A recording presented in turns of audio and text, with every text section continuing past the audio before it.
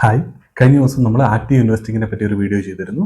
Active ഇൻവെസ്റ്റിങ്ങിന്റെ core എന്ന് പറയുന്നത് തന്നെ ബിസിനസ്സിനെ ട്രാക്ക് ചെയ്യുക എന്നുള്ള കാര്യമാണ്. അത് ആ വീഡിയോയിൽ നമ്മൾ സംസാരിച്ചിരുന്നു. ഒരു ബിസിനസ്സിനെ ട്രാക്ക് ചെയ്യുക എന്ന് പറഞ്ഞാൽ എന്തൊക്കെ കാര്യങ്ങളാണ് മെയിനായിട്ട് ഞാൻ ചെയ്യുന്നതെന്നാണ് ഈ വീഡിയോയിൽ പറയാനായിട്ട് ഉദ്ദേശിക്കുന്നത്.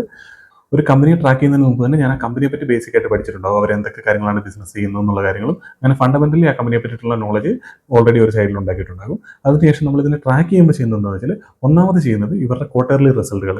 മിക്കവാറും കമ്പനികളെല്ലാം ക്വാർട്ടർലി റിസൾട്ടുകൾ അപ്ഡേറ്റ് ചെയ്യുന്ന കമ്പനികളായിരിക്കും. വളരെ കുറച്ച് കമ്പനികൾ മാത്രമാണ് ഹാഫ് ഇയർലി റിസൾട്ടുകൾ അപ്ഡേറ്റ് ചെയ്യുന്നത്. ആ കമ്പനികൾ വെച്ച് ബാക്കിയുള്ള കമ്പനികളുടെ എല്ലാം കൃത്യമായിട്ട് ക്വാർട്ടർലി റിസൾട്ട് വരുമ്പോൾ ആ റിസൾട്ട് ചെക്ക് ചെയ്യും. അത് ഡയറക്റ്റ് ആയിട്ട് കമ്പനി പ്രൊവൈഡ് ചെയ്യുന്ന ഡേറ്റ തന്നെയാണ് ചെക്ക് ചെയ്യാറ്. NSE-ക്കോ അല്ലെങ്കിൽ BSE-ക്കോ കമ്പനികൾ അവരുടെ റിസൾട്ടുകൾ അപ്ഡേറ്റ് ചെയ്യാറുണ്ട്. സോ അവിടെ നമുക്ക് P&L അതേപോലെ balance sheet, cash flow statement ഈ 3 കാര്യങ്ങളും കൃത്യമായിട്ട് ഫോളോ ചെയ്യാറുണ്ട്. കൃത്യം റിസൾട്ട് വരുന്ന ദിവസം തന്നെ ആ റിസൾട്ടിനെ ഫോളോ ചെയ്യുകയും അതിന്റെ അപ്ഡേറ്റുകൾ നോക്കുകയും ചെയ്യാറുണ്ട്. പിന്നെ ഓൾറെഡി നമ്മൾ ആ കമ്പനിയെ ട്രാക്ക് ചെയ്യുന്നതുകൊണ്ട് തന്നെ ആ കമ്പനികളുടെ പാസ്റ്റ് പെർഫോമൻസും അവർ എക്സ്പെക്ടേഷൻ എന്താണെന്നുള്ളൂ, അല്ലെങ്കിൽ നമ്മൾ എന്താണ് എക്സ്പെക്ട് ചെയ്തിട്ടാണ് ഗൈഡ് ചെയ്യുന്നത്, എന്ത് എക്സ്പെക്ട് ചെയ്തിട്ടാണ് നമ്മൾ ഇൻവെസ്റ്റ് ചെയ്യുന്നുള്ള കാര്യമൊക്കെ നമുക്ക് ബേസിക് ഒരു നോളജ് ഉണ്ടാവും. അതുകൊണ്ട് തന്നെ അതിനനുസരിച്ചിട്ട് പെർഫോം ചെയ്തിട്ടുണ്ടോ എന്നുള്ള കാര്യത്തിന് നമുക്ക് അന്നേരം ചെക്ക് ചെയ്യാനായിട്ട് പറ്റും.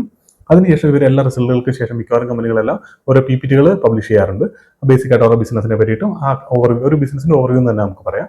അത് കൃത്യമായിട്ട് ഫോളോ ചെയ്യാറുണ്ട്. അതേപോലെ ആനുവൽ റിപ്പോർട്ടുകൾ പബ്ലിഷ് ചെയ്യുന്ന സമയത്ത് കൃത്യമായിട്ട് ഫോളോ ചെയ്യാറുണ്ട്. ആനുവൽ റിപ്പോർട്ട് ഫുൾ ആയിട്ടിരുന്ന് വായിക്കാറില്ല. ഞാൻ നേരത്തെ പറഞ്ഞിട്ടുണ്ട്. നമുക്ക് വേണ്ട കുറച്ച് കാര്യങ്ങളുണ്ട്, മാനേജ്മെന്റ് ഡിസ്കഷൻ അടക്കമുള്ള. പിന്നെ അതുപോലെ നമുക്ക് അതിൽ കുറച്ചുകൂടി ഡീറ്റെയിൽ ആയിട്ട് ഇവരുടെ P&L കാര്യങ്ങളിലേക്ക് നോട്ടുകളും കാര്യങ്ങളൊക്കെ നമുക്ക് കുറച്ച് ഡീറ്റെയിൽ ആയിട്ട് നോക്കണമെങ്കിൽ നമുക്ക് ആനുവൽ റിപ്പോർട്ടിൽ നോക്കിയാൽ നമുക്ക് കുറച്ചുകൂടി ഈസി ആയിട്ട് അണ്ടർസ്റ്റാൻഡ് ചെയ്യാനായിട്ട് പറ്റും. സോ അങ്ങനെ നമുക്ക് വേണ്ട കാര്യങ്ങൾ മാത്രമാണ് ആ ആനുവൽ റിപ്പോർട്ടിൽ നോക്കാറുള്ളത്. പിന്നെ അതിനുശേഷം ചെയ്യുന്നത് എന്താണെന്ന് വെച്ചാൽ ഈ കമ്പനികളെല്ലാം തന്നെ NSE-ക്കും BSE-ക്കും ഇവരുടെ മെയിനായിട്ട് നടക്കുന്ന അപ്ഡേറ്റുകളെല്ലാം കൊടുക്കാറുണ്ട്. ഈ അപ്ഡേറ്റുകൾ കൃത്യമായിട്ട് എല്ലാ ദിവസവും ട്രാക്ക് ചെയ്യാറുണ്ട്.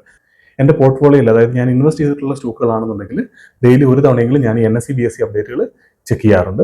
മിക്കവാറും ദിവസങ്ങളിൽ ഒന്നിൽ കൂടുതൽ തവണ ചെയ്യാറുണ്ട്. എങ്കിലും മിനിമം ഒരു തവണയെങ്കിലും ഞാൻ അപ്ഡേറ്റുകൾ ശ്രദ്ധിക്കാറുണ്ട്. എന്തൊക്കെയാണ്? കാരണം കമ്പനികൾ എല്ലാ കാര്യങ്ങളും NSE BSE അപ്ഡേറ്റ് ചെയ്യാറുണ്ട്. അതായത് അവർക്ക് പുതിയ ഇപ്പം എന്തെങ്കിലും ഒരു പൊസിഷനിൽ ഒരാൾക്ക് ഈ പൊസിഷനിൽ ഒരാൾ മാറുമോ, പുതിയ ഒരാൾ അപ്പോയിന്റ് ചെയ്യുമോ, അല്ലെങ്കിൽ പുതിയ സ്റ്റോറുകൾ ഓപ്പൺ ചെയ്യുമോ, അങ്ങനത്തെ എന്തൊക്കെ കാര്യങ്ങൾ, അല്ലെങ്കിൽ പുതിയ ഫണ്ട് റൈസ് ചെയ്യുമോ, അങ്ങനത്തെ എന്ത് കാര്യം നടന്നാലും അത് NSE BSE അവർ അപ്ഡേറ്റ് ചെയ്യും. അത് നമ്മൾ കൃത്യമായിട്ട് ഫോളോ അപ്പ് ചെയ്യണം.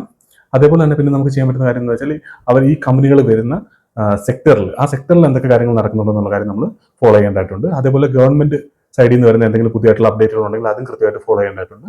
സോ ഇത്തരം കാര്യങ്ങളൊക്കെയാണ് ബേസിക് ആയിട്ട് നമുക്ക് ചെയ്യാനുള്ളത്. പിന്നെ ഇവരുടെ പീർസിലും, ഇവരുടെ അതേ ഫീൽഡിൽ തന്നെയുള്ള ബാക്കിയുള്ള കമ്പനികളിലും അത് നമ്മൾ ബേസിക് ആയിട്ട് ഇപ്പോൾ ഒരു കമ്പനിയിൽ ഇൻവെസ്റ്റ് ചെയ്യുന്നതിന് മുമ്പ് തന്നെ ഇവരുടെ പീർസ് എന്താണ് ചെയ്യുന്നത് കാര്യം നമ്മൾ ചെക്ക് ചെയ്യാറുണ്ട്. അതുകൊണ്ട് തന്നെ ഇവരുടെ പീർസിനെ നമ്മൾ കൃത്യമായിട്ട് ഫോളോ ചെയ്യുന്നുണ്ടാവും. സോ അവിടെ നടക്കുന്ന അപ്ഡേറ്റുകൾ നമ്മൾ ഏകദേശം അറിയുന്നുണ്ടാവും. ഇത്രയും കാര്യങ്ങളാണ് നമ്മൾ ഞാൻ ആക്റ്റീവായിട്ട് ഇൻവെസ്റ്റ് ചെയ്യാന്ന് പറയുമ്പോൾ, അല്ലെങ്കിൽ ഒരു സ്റ്റോക്കിനെ ഫോളോ ചെയ്യുമ്പോഴത്തേക്ക് വാച്ച് ലിസ്റ്റിലുള്ളപ്പോൾ തന്നെ നമ്മളിതിന് ഈ രീതിയിലാണ് ഫോളോ ചെയ്യുന്നത്. ഇങ്ങനെ ട്രാക്ക് ചെയ്യുന്ന സമയത്ത് നമുക്ക് കമ്പനികളിൽ നടക്കുന്ന കാര്യങ്ങൾ എത്രയും നേരത്തെ അറിയാൻ പറ്റുമോ അത്രയും നേരത്തെ നമുക്ക് അറിയാൻ സാധിക്കും. അപ്പോൾ അതിനുശേഷം നമ്മുടെ ഇൻവെസ്റ്റ്മെന്റ് ഡിസിഷൻസ് നമ്മൾ മേക്ക് ചെയ്യുകയാണ് ചെയ്യാറ്.